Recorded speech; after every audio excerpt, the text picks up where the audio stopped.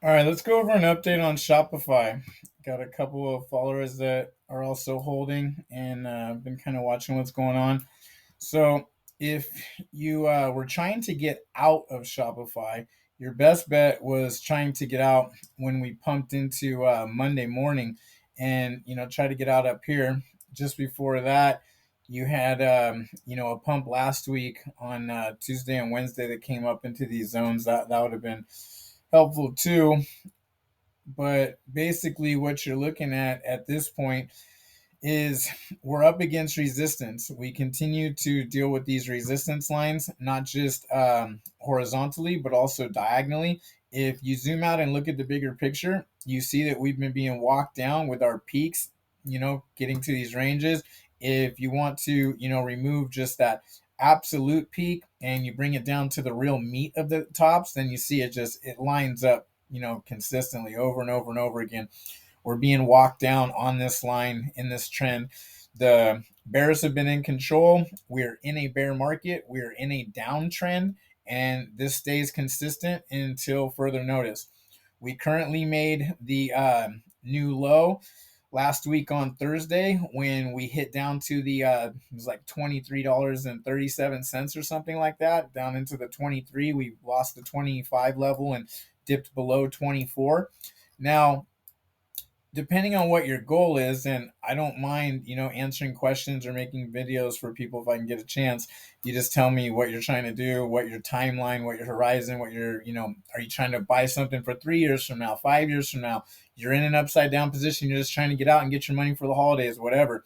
So where we're at right now with the markets is the S&P pulled back a little bit and found itself testing and then went back up. If we can continue this momentum into tomorrow and the S&P can start holding these higher levels, then we can try to go make even higher levels. So if we can get the S&P to, even if it comes back, I mean, we just came back from being over in the 3780 range, and we came back and tested at 3700, and then it's pushing back up. And a lot happening behind me. It seemed we just pulled back and Bitcoin lost 19.3, went all the way down to 19.1.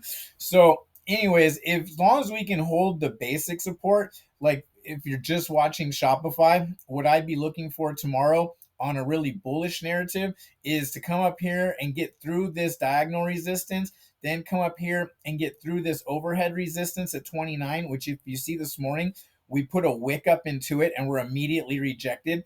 So this is really going to be an issue getting over and staying over this 29.86 level. So basically $30. You just think about that. We need to get above 30 and turn 30 into support is what we need to do.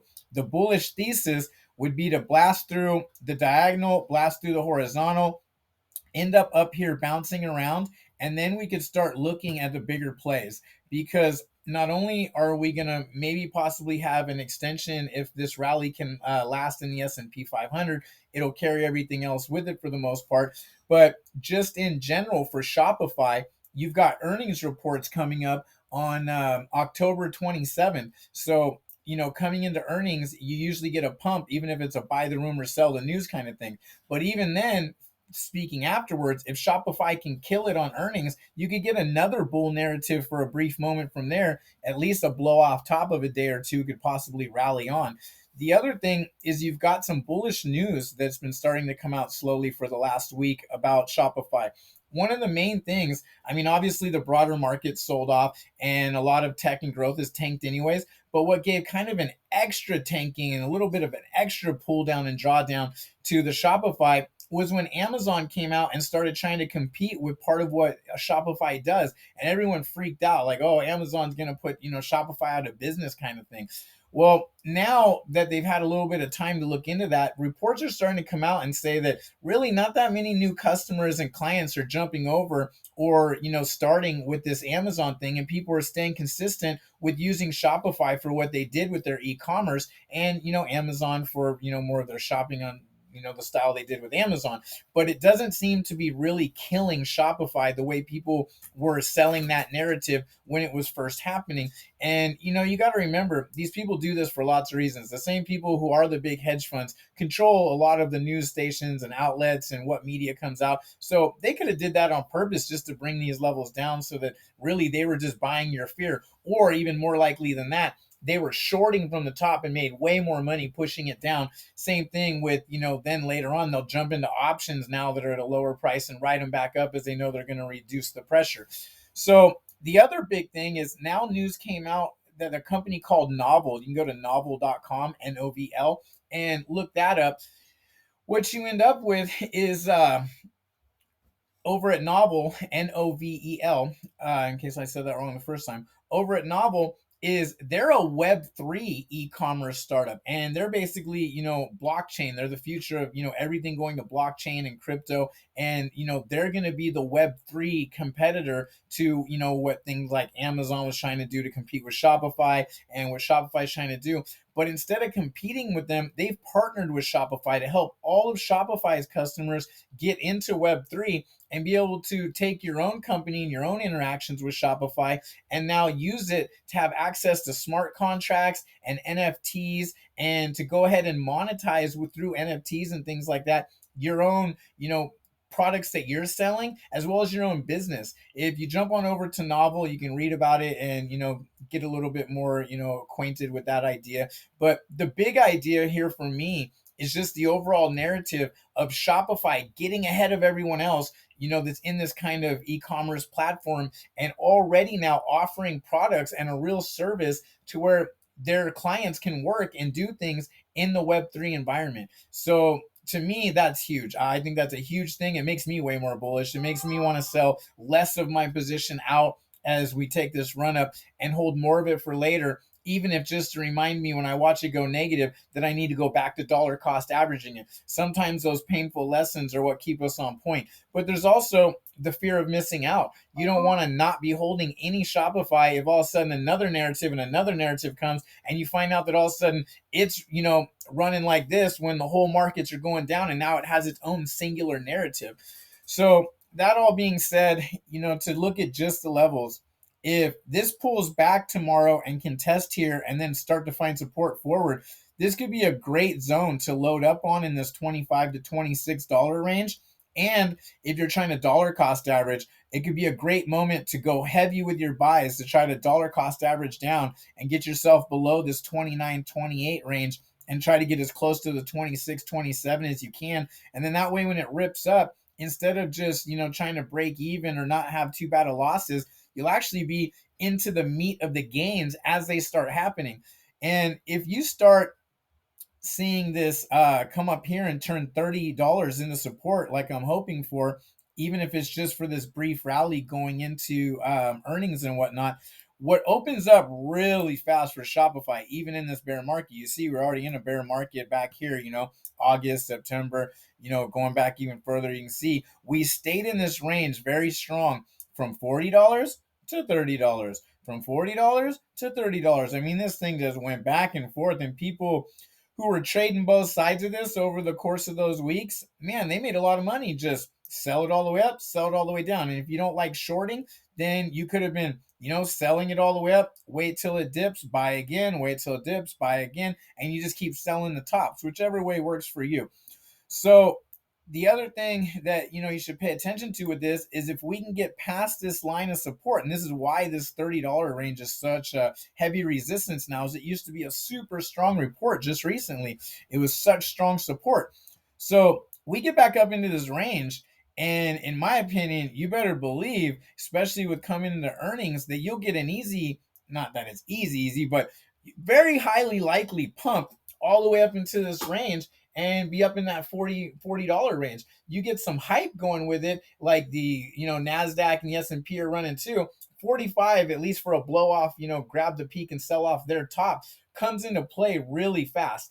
And if you continue to get individual narratives for it, and then on top of that, it kills earnings, you could easily find yourself for at least, a minute or a day or two, or, a couple of weeks even, while it's, waiting to fizzle out, get pumped up into these areas and then turn 45 into temporary support. You turn 45 into temporary support, and you've really got to start zooming out to look at possibilities on where you can go. Your next resistance isn't even until 50, 51, 52. Could easily push up into the $60 range pretty easy. I mean, now you're starting to talk about basically doubling your money. You're talking about you could run this stock from the 30s all the way up to about $60 and then sell off. Now, obviously it takes a bit of extra momentum and some extra narratives and a bunch of things that happen that have to go just right for that to work out for you, but it's not on the table. And I've given you your lines for your easier, smaller scalps if you want. And going back here to looking back in history, this is zones that we can definitely play in easily. It's not the just the, oh, that's only crazy hype that that's gone forever, that only happened during the money printing pandemic times, that we go up to $180 or whatever it was. Well, anything from like $60 to 180, that's all the crazy. Down here in these levels, I think you could easily end up in the short term with a position in the 30s that you flip into the 50s and 60s if that's what you're looking to do. Once again, it just depends on what your time horizon is like, what your patience is like, how long you can be without that money for, and if you need it back right now for the holidays, that whole sort of thing.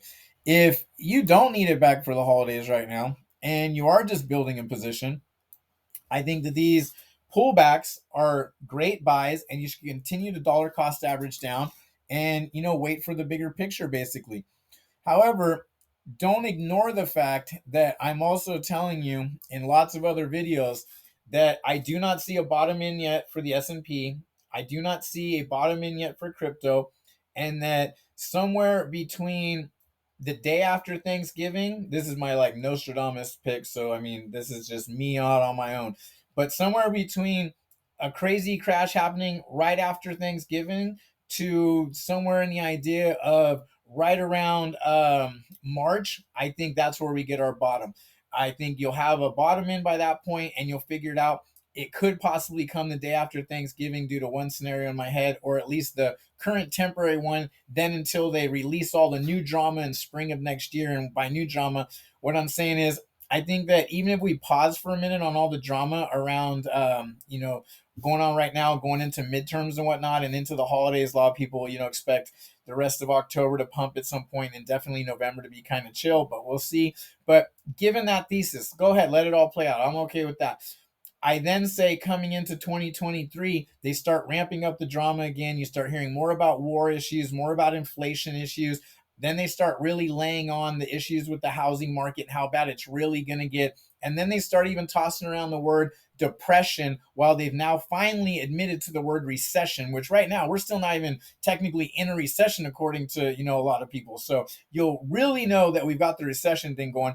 And then they'll start tossing out depression, as well as how bad the housing market is going to get, and then start bringing in the car market and how bad that bubble is going to be, and how it could be worse than the '08 one, at least in my opinion. So when these things play out, then you'll find new lows, and you'll find the actual bottom in crypto, in the Nasdaq, in the S&P, and maybe for these forward looking equities that have been getting hammered earlier and harder than most because they were tech, because they were growth companies, maybe you find out that something like right here was the bottom at like 23.47, and then over this next few months, if this gets back up into this 40, 50, 60 range, when it crashes and everything else makes new lows for the year and for the year prior, new lows just overall for the cycle, what this might come down is just come down and retest. It just might end up retesting its low or retesting this low, and then back to the races from there. But in the long run, if you've got a 2 to 3, 3 to 5 year horizon on this investment, I think that Shopify is really cheap at these levels, and I think it's a great buy with a huge future. And with all that it's starting to do with Web3 and DeFi, the next time crypto is booming, these narratives will kick off all over again, and you'll get so much extra pump just because of this whole Web3 thing. But I'm going to cut that off right there, try to keep this under 15 minutes, and really want to get these things down to like 4 or 6. Seems like I just rambled too much. All right, you guys enjoy your Tuesday and trade safely out there. And remember, we're still in a downward trend in a bear market, and capital preservation is most important right now.